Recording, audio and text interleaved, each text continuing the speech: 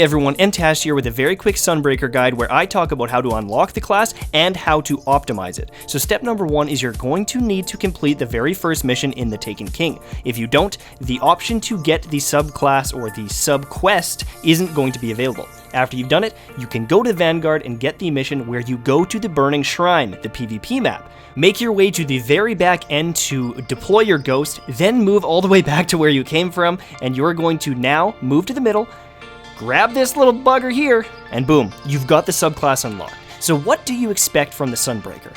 It is a ranged super, however, it is very, very good in close quarter combat, somewhat like a Blade Dancer. It essentially is the hybrid between a Nova Bomb and a Blade Dancer. So I'm going to show you here what it can do.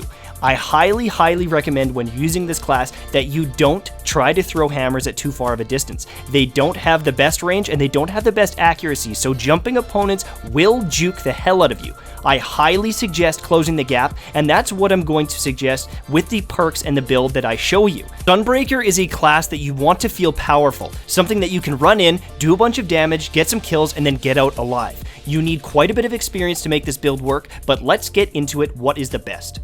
Sun Charge is the big perk in the first slot because you can dash forward, do damage, and also close the gap on opponents. Stoke the Forge is pretty average since all melees are pretty average for Titans, but it does reset the cooldown. Flame Seeker is the big perk here though because it gives agility and recovery as well as making your hammers a little bit better when thrown in the air. When paired with Immolation Fist, Explosive Pyre is active, so you do AoE damage with your hammers. Cauterize is the final perk because it allows you to heal after you get a kill, kind of like the Blade Dancer. This gives you sustainability. If you're into PvE, Scorched Earth is going to be the perk to go with for your hammer. It's going to create sunspots, and when paired with Firekeeper, it actually gives you an overshield to make you tankier as well as make your hammer last longer. Sunbreaker, for the most part, is a pub stomp class. It is extremely good against newbie opponents that are going to bunch up and take a bunch of damage, but it is not as good against people that are mobile, that are, good at reading a play, and if they hear you pop your Sunbreaker, they're going to run, and it's going to be very hard to get kills on them. Even an opponent that is 1v1 against you, if they're jumping in the air, if your aim is just a little bit off, you're going to miss a lot of shots and you're going to have issues playing this class. Something like a Striker Titan is a lot easier to use for a newer player, but Sunbreaker does have a lot of utility that other classes don't. So I highly suggest if you learn this class, put some time into practicing your hammers.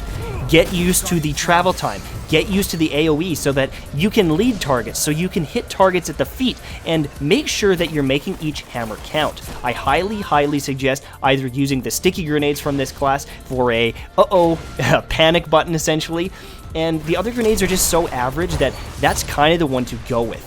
I am really liking the Sunbreaker. It is going to be definitely one of the major classes that I play other than the Void Bow, and I hope that you enjoyed this guide. If you have any questions, please let me know down below and share this with your friends so they can figure out how to play Sunbreaker that little bit better.